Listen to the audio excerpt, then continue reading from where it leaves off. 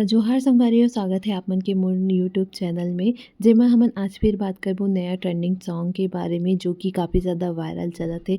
जे ह संगवारी हो एमन राजा और अमृता कुशवाहा के एक बार फिर नया जोड़ी आया है। एक बार ही नहीं, ये पहला ही ओकर मन के गाना है जो जोड़ी है जो एक साथ हमन ला नज़र आए हे। और गाना के नाम है टुकुर टुकुर, जो कि काफ़ी ज़्यादा वायरल और ट्रेंडिंग चलत है। लोगन मन ला काफ़ी ज़्यादा पसंद आवत है। अमृता के एक और एल्बम सॉन्ग आप मन देखे होहू मनीष स्टार के साथ यही मड़वा मा बाजा गड़वा मा, जेमा काफ़ी अच्छा एकर मन के जोड़ी नज़र आथे। और ए बार भी एमन राजा के साथ एकर जोड़ी काफ़ी अच्छा नज़र आवत है।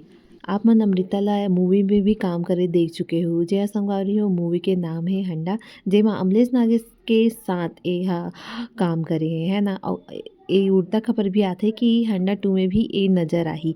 और आप मन का चाहत हो ये हंडा 2 में ला देखना चाहत हो कि नहीं, कमेंट करके बताओ। और वीडियो अच्छा लगिस होही तो वीडियो लाइक कर दो, चैनल ला सब्सक्राइब कर दो और ऐसे ही हमारे साथ जुड़े रहो। धन्यवाद।